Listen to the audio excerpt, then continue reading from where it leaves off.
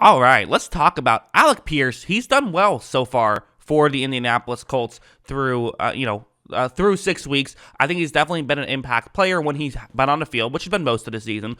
He's definitely done a lot of good, and I mean, he was a huge factor in them winning this important divisional matchup game against Jacksonville. He played a huge role in their victory. So let's talk about what he was able to do well. I'm also going to bring up some. I have a play about against Denver as well, but for the most part, this is going to be about the Jacksonville game. Let's get into it. Starting off with this play, it's going to be man coverage. So Alec Pierce is running a quick slant route right here, which feels like it's a good route against this concept, and to some degree it is. Worth mentioning that there is going to be a linebacker dropping back into coverage that I don't have on the screen in the middle of the field, so Pierce does have to get open relatively quickly if this play is going to work. But watch this first step, and watch how he's able to get to the inside very quickly. He gets that inside leverage, and at this point, it's over, right? I mean, at this point, he's pretty much got the win. This is why Matt Ryan looks at it and says, okay, I'm going to fire in this direction, because you're able to get that inside leverage quickly in a situation where you are going to be running towards the inside. Look, he cuts in, and that was all he needed. Ryan makes a good throw. Pierce somehow hangs on to that after a big hit and is able to pick up a big gain. Not a big gain in terms of the,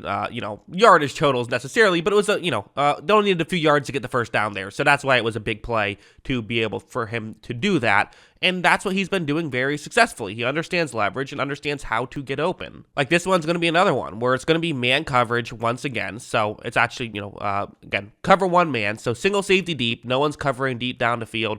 You have three receivers who are currently lined up towards the offense's right. So a lot of, different things they could be doing right here. But again, you watch Pierce and watch when this play begins, you see how, again, he gets that outside leverage as quickly as possible.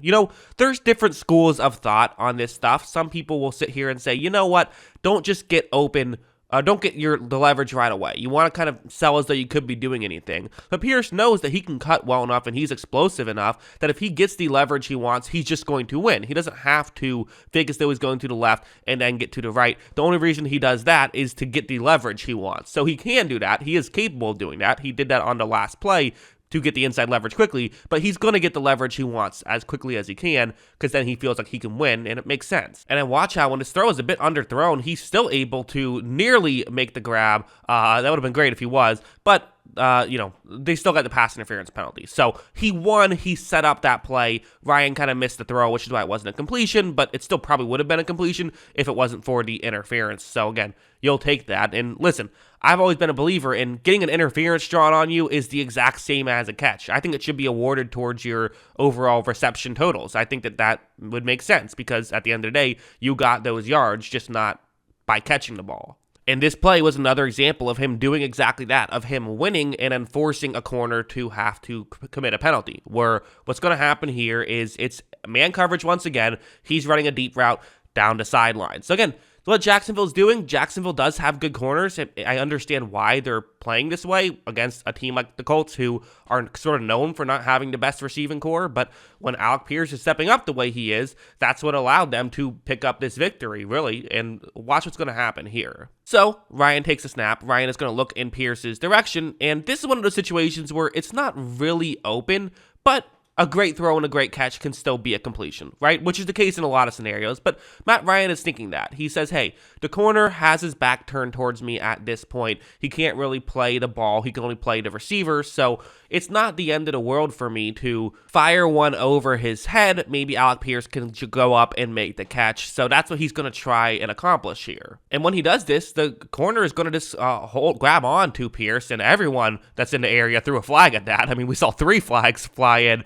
there, which is always fun. But a pretty obvious pass interference penalty there, and it was set up because you're afraid of Pierce on the outside. You're basically putting yourself in a position where you know you're not going to win by getting the penalty, but that's just, again, good stuff by Alec Pierce. And of course, we have to talk about the game winner, right? I mean, we can't talk about Alec Pierce and how he played against Jacksonville without talking about the game-winning touchdown.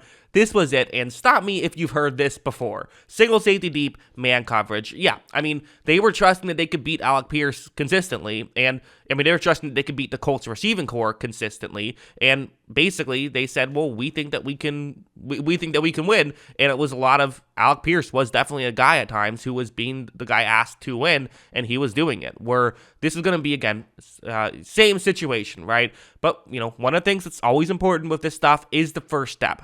What do you do to try to get yourself in a position where you can get open right away? Pierce is going to get to the outside, same way he did last time, but just a little bit better this time. It's a little bit cleaner, less contact at the line, so pretty similar to the last time, and it makes sense. I mean, hey, you saw that they, committed a penalty on you just because of, this situation earlier. Might as well put yourself in this position again.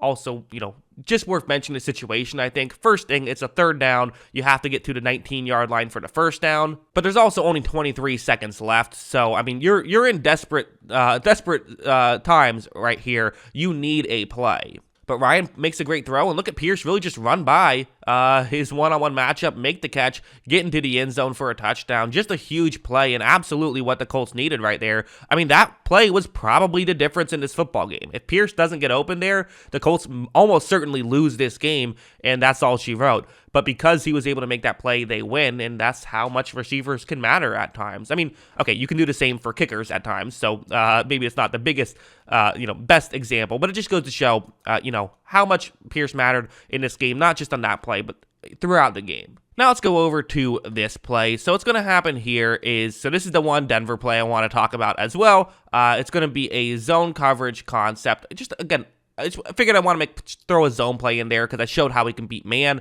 but it's not like he can only beat man. That's just what Jacksonville was throwing at him in that game. He can win against zone, and this is an example where he's running just an out route, which can be a good route against this type of coverage, right? The cornerback is going to be focused on trying to, cover in, so if you can get behind him, things can get open. Look at how Ryan takes a snap, and you see the corner definitely has his hips turned towards the bottom of the screen, which is a great scenario. This is kind of how you play this type of coverage, but you don't want to let the receiver get behind you if you're the corner, but he is letting Pierce get behind him. And again, Pierce cuts so well. Watch him just get wide open there. He then adjusts to an underthrown ball and is able to make the grab. So just great stuff from Alec Pierce. It really was. And he was able to make a good amount of really good catches. And again, this is what he can do. I think Alec Pierce is going to consistently be a good wide receiver for the Indianapolis Colts. I think they have two good wide receivers now in Michael Pittman and Alec Pierce, which when's the last time we can say that they've had multiple good wide receivers? Feels like it's been a minute. Feels like they've, that's always kind of been a weakness of this team, but they're getting better at it. And again, they don't pump a bunch of resources into the receiving core, but it's nice to see them pump some into it, and it's nice to see those, pay off with Alec Pierce playing good football so far. Will it continue? Yes, I think it will continue. That's what I think. What do you guys think? Let me know in the comments below. What are your thoughts on Alec Pierce and his performance with the Indianapolis Colts? Always love hearing from you. And of course, as always, thanks for watching.